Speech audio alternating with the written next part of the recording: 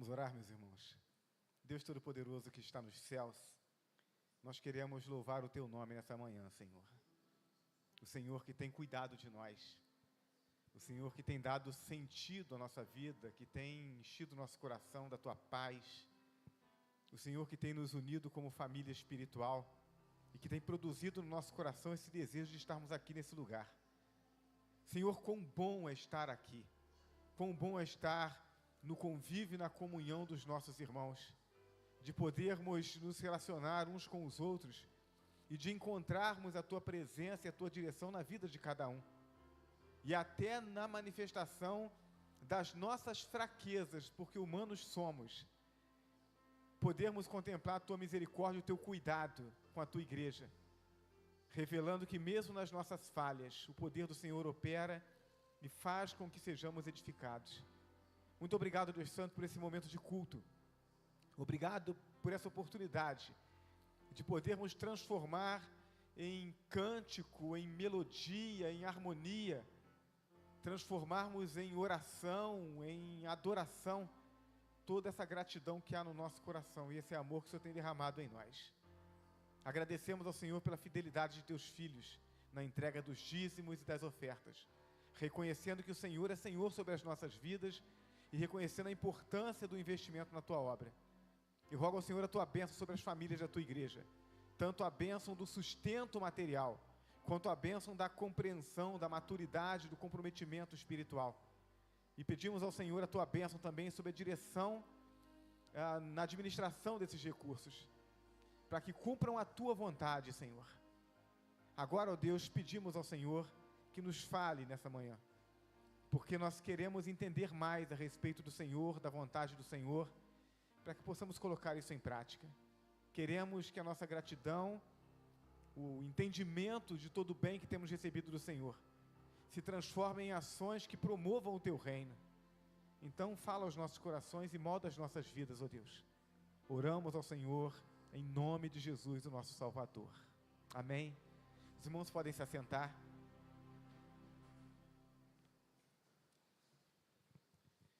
Duas palavras rápidas, considerando que já são 9h27. A primeira delas, com relação à vigília promovida pelos adolescentes na noite de ontem para hoje. Nós tivemos um apoio muito importante dos jovens da nossa igreja, na direção da vigília, nas reflexões. Irmãos, foi uma bênção a vigília. Eu posso dizer que a vigília só não foi perfeita, porque das 4 às 7 da manhã só tem 3 horas. E aí a gente não dorme o suficiente. Eu digo que eu não tenho mais idade para essas coisas, né? Mas que bênção que foi. Louvado seja Deus pela direção do Ministério de Adolescentes, pelo apoio dos jovens. Foi realmente uma bênção. Então, oremos por esses ministérios, Ministério de Adolescentes, Ministério de Jovens. Oremos para que o Senhor conduza esses ministérios, porque nós temos pessoas valorosas nesses dois ministérios e a igreja pode realizar muitas grandes coisas através da energia, da cooperação, da disposição dessa turminha que tem muita sede de Deus e tem muita disposição para servir. Então, oremos por essa turma, coloquemos de fato a nossa maturidade, aqueles que já são adultos, né? Coloquemos a nossa maturidade, a nossa experiência à disposição dessa turminha nossa, para que, bebendo dessas águas de maior experiência, possam usar o vigor e a fé que têm para servir melhor ao Senhor. A outra palavra é com relação à programação do próximo final de semana. Dia 3, sábado, às 13 horas, nós temos um encontro marcado. Então, quem pode me dizer o que vai acontecer no próximo sábado, a partir das 13 horas? Piquenique da família. Meus irmãos, que coisa deliciosa. O meu coração fica assim na expectativa, porque os 2 piqueniques da família anteriores que eu participei, estando aqui com os irmãos já, né, foi abençoador para a minha vida. Então, eu não me canso de ir lá nos arquivos e rever as fotos, rever os vídeos, resgata na nossa memória aqueles momentos tão gostosos. No primeiro ano nós tivemos um número muito expressivo de irmãos, no segundo ano tivemos um número ainda maior, e eu espero que esse ano o número supere o do ano passado. Momentos gostosos em que a gente se confraterniza, aquele espaço gostoso, aprazível ali da Universidade Federal. É um espaço muito bonito, mas que fica ainda mais bonito quando nós, como igreja, nos reunimos. Então, se você ainda não ajustou a sua agenda, ajuste. Se tem algum compromisso, dá para poder remanejar esse compromisso para antes ou para depois, faça isso. Não deixe de participar. Então, a gente vai lá, cada um leva uma coisinha, a gente chega lá, junta tudo, né, faz aquele lanche comunitário, passa aquela tarde junto, a oportunidade, a gente compartilha do Evangelho com alguém que está ali, tem um momento de reflexão, mas compartilha desse momento de comunhão, de confraternização. O culto é um momento gostoso de nós celebrarmos a Deus, mas a gente não tem tempo no culto, na dinâmica do trabalho de domingo, para estarmos conversando uns com os outros, conhecendo mais profundamente. E o piquenique é uma das programações da igreja que nos dá essa oportunidade. Então, reserve essa data, próximo sábado, a partir das 13 horas, a gente se encontra ali no espaço da universidade.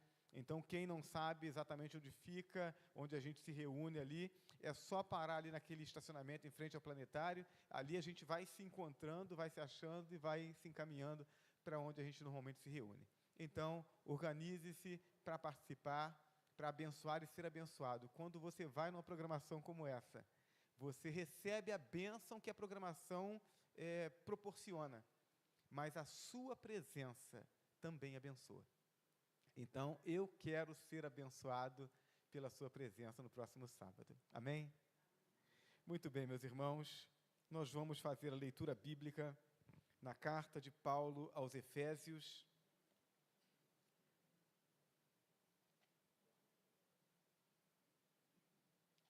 Efésios, capítulo de número 1.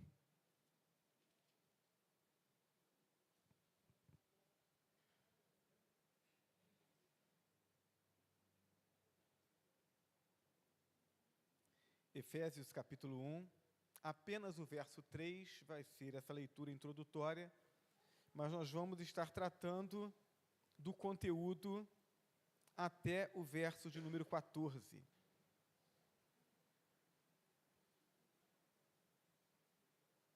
Efésios, capítulo 1, verso 3, o texto nos diz assim: Bendito seja o Deus e Pai do nosso Senhor Jesus Cristo, que nos abençoou com todas as bênçãos espirituais nas regiões celestiais em Cristo. Que Deus abençoe a leitura da sua palavra. Amém? A cooperação da Trindade em nossa salvação. A carta aos Efésios é uma carta que ela me atrai por demais. Nós já fizemos, inclusive, uma série de estudos aqui na carta aos Efésios. Ela é um verdadeiro tratado a respeito do plano de Deus para a nossa salvação, como ele foi idealizado e como ele chega a se cumprir. Os teólogos de todos os tempos têm considerado a carta aos Efésios o mais bem elaborado resumo das obras ou das boas novas do cristianismo e das suas implicações na vida cristã. Também há um consenso no sentido de que Efésios é a carta mais atual, devido à sua objetividade e às semelhanças entre o caos social dos tempos do Novo Testamento e o caos que nós observamos na sociedade nos nossos dias. Essa carta, nesse momento introdutório dela, ela fala sobre essa obra de salvação e sobre essa responsabilidade que a igreja tem em levar adiante essa obra. Então, precisamos manter os olhos fitos nessa grande missão que nos foi confiada por Jesus, a missão de levar a palavra da salvação àqueles que ainda não creem. Então, entendermos que aquilo para o que Deus nos chama é muito mais do que apenas nos reunirmos dominicalmente na igreja, mas que somos chamados para proclamar o evangelho da salvação, para batizar aqueles que creem, transmitir a eles os ensinos do Senhor e enviá-los para fazerem o mesmo que foi feito a eles, a fim de que o reino de Deus cresça e o nome de Deus seja glorificado de geração em geração. Aqueles que creem devem ser batizados em nome do Pai, do Filho e do Espírito Santo. E não é à toa que Jesus nos dá essa ordenança de batizarmos aqueles que creem, aqueles que foram alcançados por essa grande e maravilhosa salvação, batizá-los em nome do Pai, do Filho e do Espírito Santo. Portanto, fazendo menção à Trindade, esse Deus único que se manifesta em 3 pessoas distintas, mas também celebrando o fato de que cada um deles, cada uma dessas pessoas, tem uma ação direta e objetiva nesse plano de salvação. Então, quando o apóstolo Paulo, ele inicia essa carta aos Efésios, ele inicia destacando exatamente isso. Então, nessa declaração inicial, que vai até o verso 14, ele chama a nossa atenção para essa obra que estava planejada desde a eternidade, que nos alcança nesse tempo, mas que se faz presente em nós, se faz como resultado em nossas vidas, por causa da ação de cada uma dessas 3 pessoas da Trindade Divina. Então, esse texto, ele não só nos chama a atenção para a ação de Deus, o Deus Trino, em nossas vidas, mas também nos fortalece contra as tantas heresias que têm surgido ao longo dos anos, dentro do contexto cristão, e que tentam combater a verdade a respeito da Trindade. Então, o que é que esse texto nos fala a respeito dessa salvação e da cooperação das 3 pessoas divinas na nossa salvação? Primeiro, o texto nos diz que a origem da fonte, ou a origem e a fonte de toda a bênção é o próprio Deus, o Deus que é chamado de Pai, o Pai do nosso Senhor Jesus Cristo, que também é nosso Pai, mediante a adoção que recebemos pelo Espírito Santo. No verso 2, o texto diz: a vocês, graça e paz da parte de Deus Pai e do Senhor Jesus Cristo.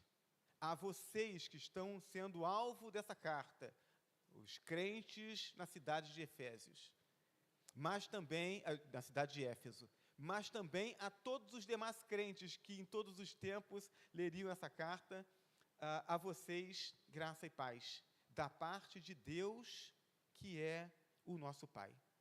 Deus, o Pai, é aquele que idealiza, ele é a fonte e a origem, portanto, dessa bênção que nos alcança e que nos transforma.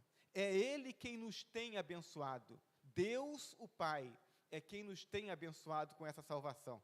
O verso de número 3 diz: bendito seja o Deus e Pai do nosso Senhor Jesus Cristo, que nos abençoou. O Pai de nosso Senhor Jesus Cristo nos abençoou com todas as bênçãos espirituais nas regiões celestiais em Cristo Jesus.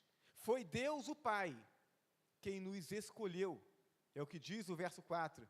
Porque Deus nos escolheu nele, em Cristo, antes da criação do mundo, para sermos santos e irrepreensíveis em sua presença. Antes que nós existíssemos, antes que o pecado existisse. Alguém já disse que o bom líder é aquele que está um passo à frente, né?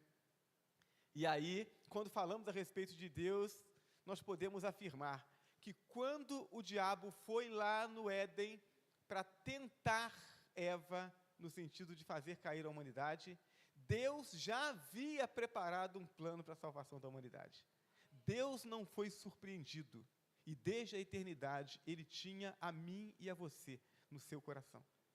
Deus preparou esse plano para que nesse tempo nós fôssemos alcançados, nós os que pela presciência de Deus já estávamos no coração e nos planos dEle, para que nesse tempo pudéssemos desfrutar da salvação e pudéssemos glorificar o seu nome e promover o seu reino. Então, Deus nos escolheu, na sua presciência, nos escolheu desde a fundação do mundo. Foi Ele, Deus o Pai, quem nos predestinou para a adoção de filhos. Verso 5, em amor nos predestinou para sermos adotados como filhos por meio de Jesus Cristo, conforme o bom propósito da sua vontade. Como assim, pastor? Então Deus escolhe uns para a salvação e outros para a perdição, quando nós ouvimos essa palavra predestinação, nós sempre pensamos nisso. E quando as pessoas me perguntam a respeito disso, eu digo assim, olha, se Deus predestinasse, Ele não seria injusto, porque todos nós merecemos a morte, porque somos pecadores.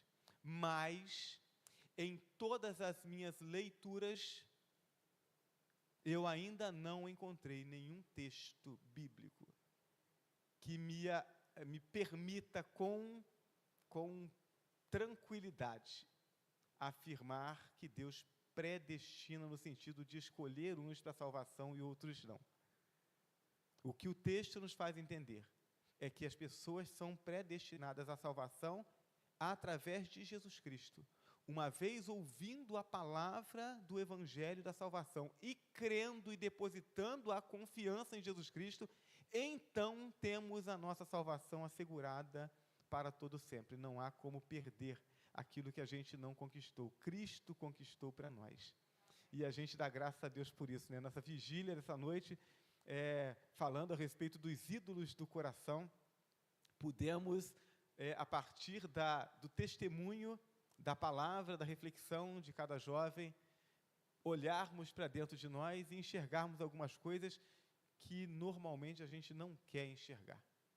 Mas a gente olha para dentro com a segurança do amor de Deus e da salvação em Cristo Jesus, e então a gente olha, a gente contempla aquilo que está em nós, que a gente não gosta, mas que faz parte dessa natureza corrompida, e então a gente coloca isso diante de Deus sem medo, porque o Deus que nos alcançou, Ele não é surpreendido pelos males que estão presentes em nós. Ele nos conhece, mas nos amou mesmo assim, e estendeu a sua mão salvadora para nós. Esse é o Deus que em Cristo Jesus nos predestina ao céu. Foi Ele, o Deus, o Pai, quem nos concedeu gratuitamente a sua graça. Versos 6 a 8, para louvor da sua glória, ou da sua gloriosa graça, a qual nos deu gratuitamente no amado. Nele temos a redenção, por meio do seu sangue, o perdão dos pecados, de acordo com as riquezas da graça de Deus, a qual Ele derramou sobre nós com toda a sabedoria e entendimento. É a graça de Deus que nos alcança. A salvação nos foi concedida, não por alguma coisa de bom que nós tenhamos feito. E a salvação não é mantida por alguma coisa de bom que nós possamos fazer. Quando decidimos acordar de manhã cedo no domingo, ao invés de ficar um pouquinho mais na cama, ao invés de ficar assistindo uma TV ou fazendo qualquer outra coisa, e nós nos mobilizamos para estarmos aqui celebrando a Deus, isso é uma boa obra, é uma obra espiritual. Mas eu quero dizer para você que, embora Deus esteja muito feliz, muito alegre com a sua disposição intervindo, isso não influencia em nada para a manutenção da sua salvação. A sua salvação se baseia na graça de Deus. Deus amou você e estendeu a mão a você. Ele quer você com Ele. Ele, Deus, o Pai, é quem nos faz conhecer o seu propósito de unir todas as coisas através de Jesus Cristo. Versos 9 e 10. E nos revelou o mistério da sua vontade, de acordo com o seu bom propósito que Ele estabeleceu em Cristo. Isto é, de fazer convergir em Cristo todas as coisas, celestiais e terrenas, na dispensação da plenitude dos tempos. Cristo é aquele através do qual Deus, o Pai, traz de volta a criação para si. Porque Deus não descansou no fato de estarmos perdidos, de termos nos rebelado contra a vontade dEle, assim desistindo do plano dEle para nós. Deus não desiste dos seus planos. Deus nos amou desde o princípio. E em todo o tempo, a história bíblica é a história de um Deus que nos busca, um Deus que quer nos alcançar.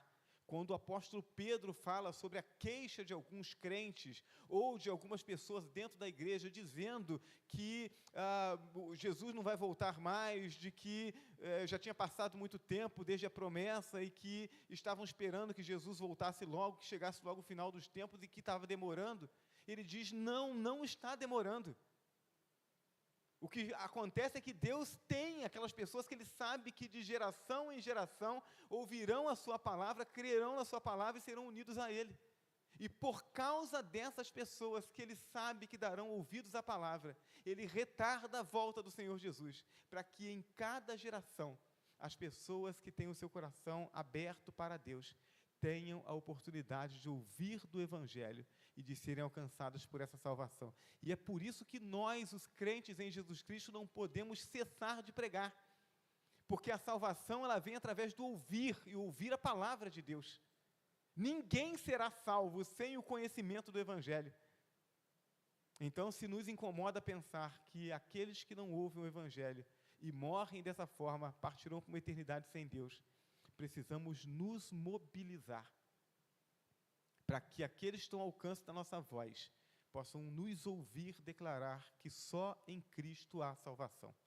E aqueles que estão distantes, que nós não podemos fazer com que ouçam a nossa voz, nós precisamos orar e precisamos investir para que alguém vá até eles e pregue a palavra, para que sejam alcançados. Os versos que nós lemos, portanto, nos falam sobre o amor, a graça, a vontade, o propósito e o plano de Deus, o Pai, cujo fim é nos unir eternamente a Ele. Mas essa obra não é só do Deus, o Pai. Essa obra também é do Deus, o Filho.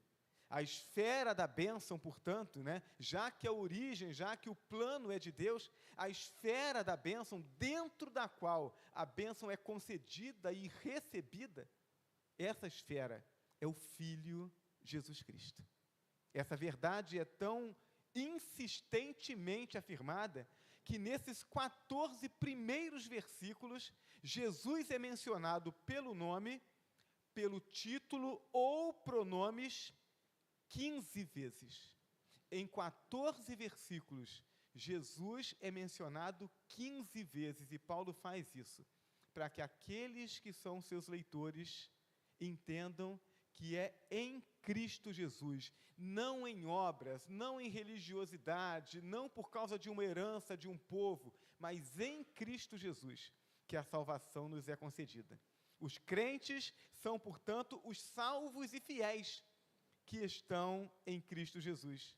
O verso 1 diz, Paulo, apóstolo de Cristo Jesus, pela vontade de Deus, aos santos e fiéis em Cristo Jesus, que estão em Éfeso, e que também, ao longo da história, serão encontrados em muitos outros lugares. Então, os crentes são esses santos e fiéis que estão em Cristo Jesus, pertencendo, portanto, à humanidade redimida. Essa humanidade redimida, ela se contrasta com a humanidade caída, que tem a sua herança em Adão. Em Adão todos estão perdidos, mas aqueles que creem em Jesus Cristo, eles passam a fazer parte de uma nova família, de uma nova geração, destinada ao céu e à comunhão com Deus. É em Cristo, portanto, que Deus nos escolheu na eternidade e nos abençoou nesse tempo. Versos 3 e 4, destaque para Jesus Cristo. Bendito seja o Deus e Pai do nosso Senhor Jesus Cristo, que nos abençoou com todas as bênçãos espirituais nas regiões celestiais em Cristo. É em Cristo que somos abençoados, porque Deus nos escolheu nele, em Jesus Cristo, antes da criação do mundo, para sermos santos e irrepreensíveis em sua presença. É em Cristo que Deus nos concedeu a sua graça, que nos outorga redenção e perdão. Se temos redenção e temos perdão, é por causa de Jesus Cristo e da obra que Ele realizou. Versos 6 e 7, para louvor da sua gloriosa graça, a qual nos deu gratuitamente no amado, que é Jesus. Nele, Jesus, temos a redenção, por meio do seu sangue, o perdão dos pecados, de acordo com as riquezas da graça de Deus. É em Cristo Jesus que os primeiros crentes judeus se tornaram povo de Deus, porque na verdade se consideravam povo porque eram do povo da promessa, porque eram judeus, porque tinham a lei, mas o que a palavra nos revela é que a herança que eles tinham, nacional, não fazia diferença para a salvação. A marca que eles tinham no corpo, a circuncisão, não fazia diferença para a salvação, mas em Cristo, agora sim, eles são feitos povo de Deus. Versos 11 e 12, nele fomos, e aí Paulo se inclui, porque ele é judeu, nele fomos também escolhidos, tendo sido predestinados conforme o plano daquele que faz todas as coisas, segundo o propósito da sua vontade, a fim de que nós, que primeiro esperamos em Cristo, ele está falando dos judeus, sejamos para o louvor da sua glória. E ele continua, porque é em Cristo Jesus que os crentes foram selados como pertencentes a Deus. Versos 13 e 14. Nele, quando vocês ouviram e creram na palavra da verdade, o evangelho que os salvou, vocês foram selados pelo Espírito Santo da promessa, que é a garantia da nossa herança até a redenção daqueles que pertencem a Deus para louvor da sua glória. A certeza que o crente tem de que todas as promessas futuras se cumprirão na sua vida é exatamente o Espírito Santo presente em nós. Ele é esse selo da redenção, ele é essa garantia que Deus coloca em nós, para que nós saibamos que as promessas que já se cumpriram porque Deus é fiel. E as promessas que ainda não se cumprirão, porque o Deus que é fiel nos dá do seu Espírito como garantia. Por fim, ele diz que é em Cristo que nós, os gentios, os não-judeus, passamos a ter acesso a Deus. O capítulo 2, versos 12 e 13, nos diz assim, naquela época vocês estavam sem Cristo, separados da comunidade de Israel, sendo estrangeiros quanto à aliança da promessa, sem esperança e sem Deus no mundo, mas agora, em Cristo Jesus, vocês que antes estavam longe, foram aproximados mediante o sangue de Cristo. Não mediante os milagres que Cristo fez, não mediante os ensinamentos que Cristo trouxe, como algumas religiões ou chamadas cristãs, ou que são confundidas com religiões cristãs, vão afirmar que Jesus é esse guia e modelo. Sim, Jesus é nosso guia e modelo, mas antes de guia e modelo, Ele é o nosso Salvador. Não somos salvos por seguirmos os passos de Jesus, por obedecermos e imitarmos o comportamento social dele. Somos salvos por crermos na salvação que é conquistada mediante o derramamento do seu sangue, como o Cordeiro de Deus que tira os pecados do mundo. É essa fé e essa certeza que nos concede salvação. É em Cristo Jesus, portanto, que temos assegurado o nosso lugar no céu e a nossa reconciliação com Deus e Pai. Por fim, Paulo vai nos dizer que a natureza dessa bênção que nós recebemos de Deus o Pai, através de Jesus Cristo, é uma natureza espiritual. A bênção que recebemos é espiritual, não só por promover a salvação da nossa alma, mas por ser derivada do Espírito Santo, cuja presença e influência são a grande bênção concedida por Cristo. O Espírito Santo é o próprio Deus habitando em nós. E quando nós pensamos nisso, meus irmãos, nós precisamos pensar na dimensão que essa declaração tem. Por toda a eternidade, a comunhão, o relacionamento social que existia era entre o Pai, o Filho e o Espírito Santo. Os anjos são criados para servir a esse Deus e para adorá-lo, mas não para terem comunhão com Deus. Mas quando em Cristo Jesus nós somos alcançados pela salvação e o Espírito Santo passa a habitar em nós, então temos comunhão com o Espírito Santo de Deus, que está em comunhão com o Pai e o Filho, e portanto nós somos chamados para essa comunhão eterna. Em Cristo Jesus, mediante a habitação do Espírito Santo em nós, nós temos acesso a essa comunhão eterna com o Pai e com seu Filho Jesus Cristo. Verso de número 13 e 14. Nele, quando vocês ouviram e creram na palavra da verdade, o evangelho que os salvou, vocês foram selados com o Espírito Santo da promessa, que é a garantia da nossa herança até a redenção daqueles que pertencem a Deus, para louvor da sua glória.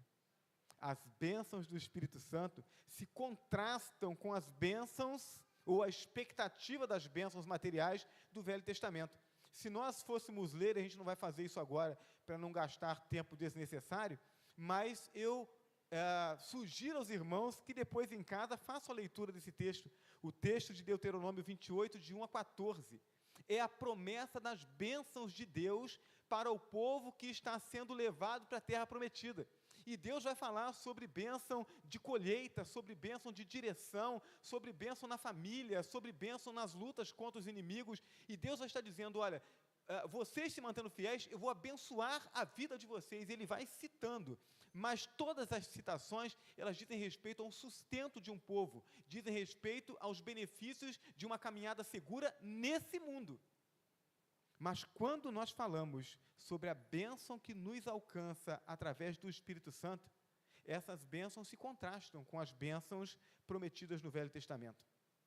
Jesus deixa claro que o sustento material, ele até virá como resultado de priorizar o reino de Deus. Ele vai dizer isso em Mateus 6,33, busquem, pois, em primeiro lugar o reino de Deus e a sua justiça, e todas essas coisas serão acrescentadas.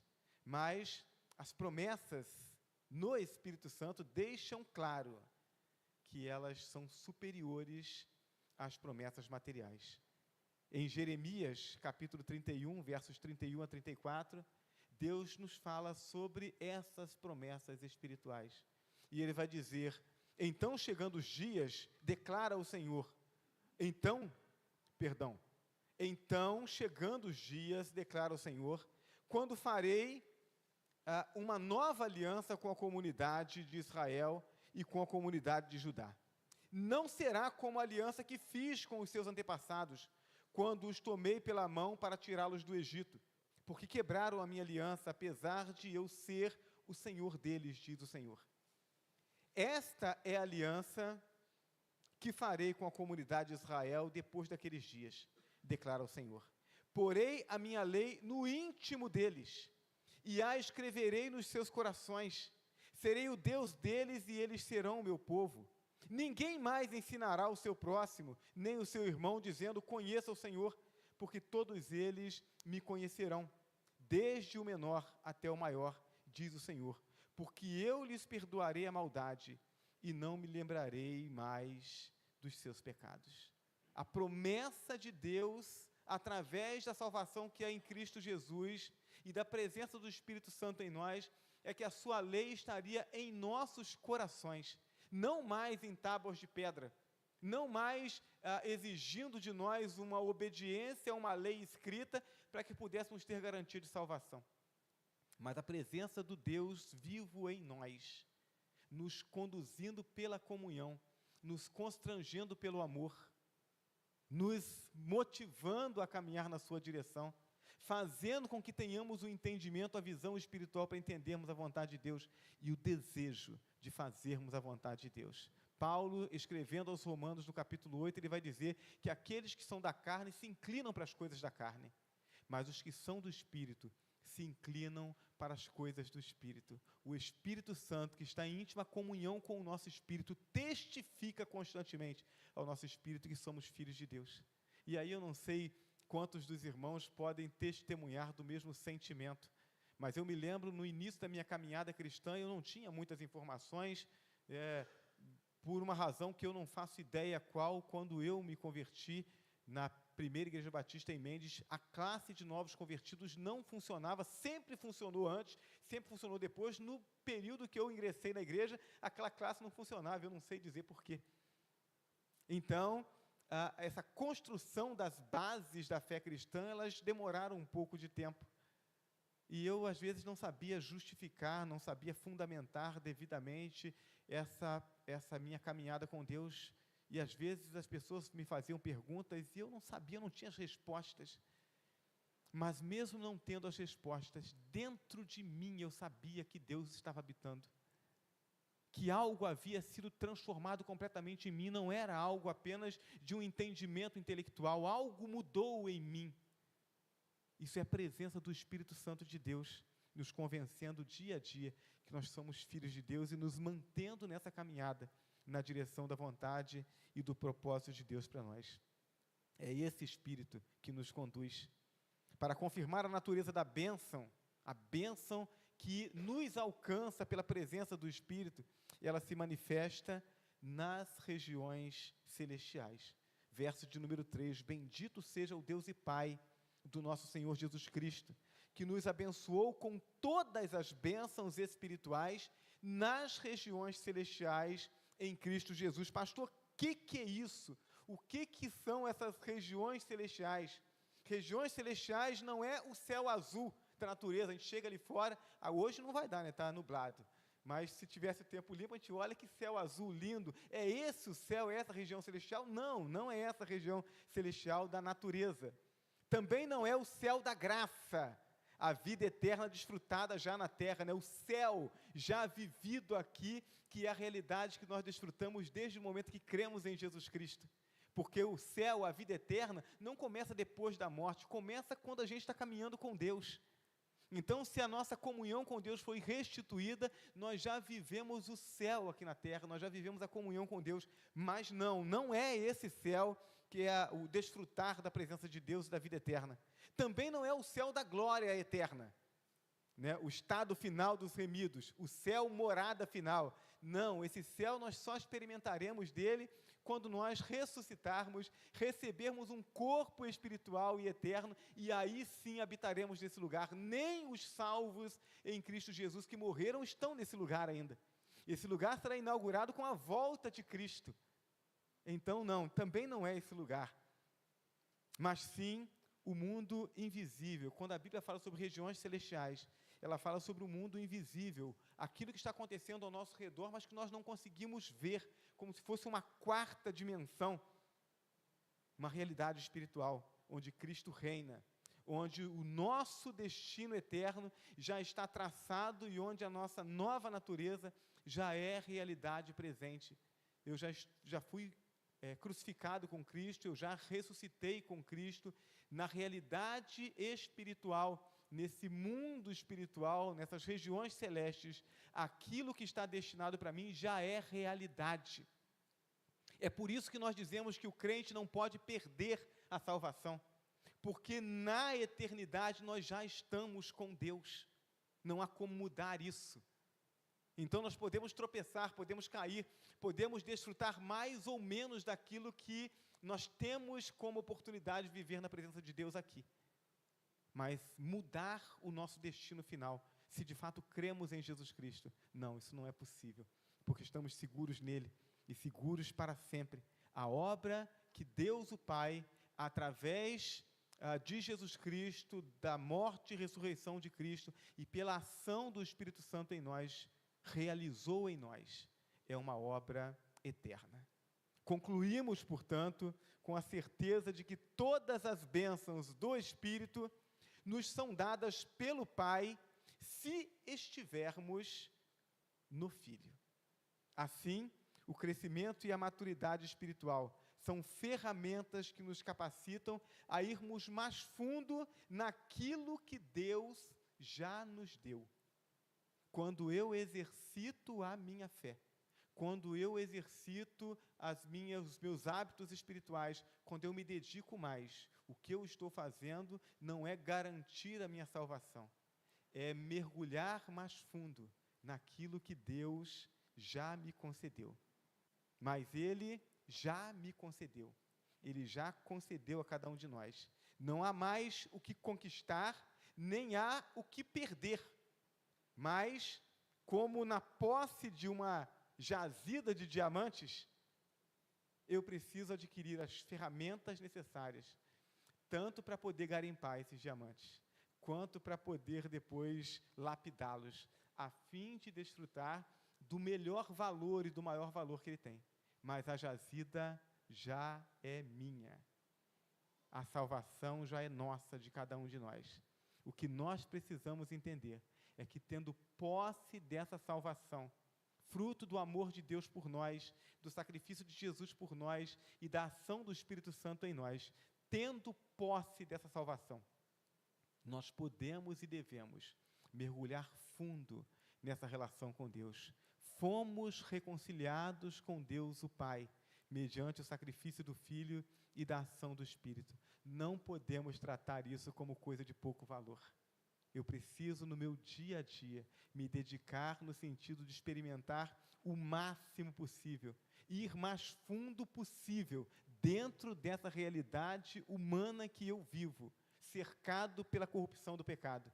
Eu ir o mais fundo que eu puder, para desfrutar desse cuidado de Deus e da alegria e segurança que há por estar com a vida segura nas mãos de Deus. Que Deus, portanto, nos encha o coração desse entendimento e dessa gratidão, e que isso se traduza em uma disposição diária em buscar a comunhão com o Deus Pai, o Deus Filho e o Deus Espírito Santo. Amém? Coloque-se de pé, vamos orar ao nosso Deus. Santo Deus e Pai que está nos céus, nós queremos louvar o Teu nome, Senhor, nessa manhã em que podemos meditar a respeito da salvação que nos alcançou, mediante a ação do Teu Espírito Santo, nos convencendo do pecado, da justiça e do juízo, nos fazendo olhar e entender o sacrifício que o Teu Filho, Jesus Cristo, fez na cruz por nós, e entender que tudo isso é fruto do Teu amor, de modo a podermos nos voltar para o Senhor e, conscientes da nossa fraqueza, do nosso pecado, dizer: Senhor, salva-nos, e sermos alcançados pelo Teu amor e pela Tua salvação. Obrigado, Senhor, por podermos meditar em tudo isso e podermos permitir que o Teu Espírito aflore em nossos corações aquele mesmo sentimento que nos tomou no dia em que nós entregamos nossa vida a Jesus. E que isso, então, ó Deus Santo, possa ser cuidado e possamos fazer a manutenção desse sentimento e desse desejo, para que todos os dias busquemos estar mais perto, busquemos conhecer um pouco mais do Senhor, para que a nossa vida celebre o Teu nome e para que na comunhão contigo encontremos a cada dia uma nova experiência, uma nova alegria, uma profundidade maior. Que isso traga qualidade para a nossa vida todos os dias e que, como resultado disso, o nosso testemunho conduza pessoas à salvação. Esse é o nosso desejo, Senhor. Louvamos o Teu nome e agradecemos em nome de Jesus. Amém? Nós vamos adorar o nosso Deus com mais um cântico.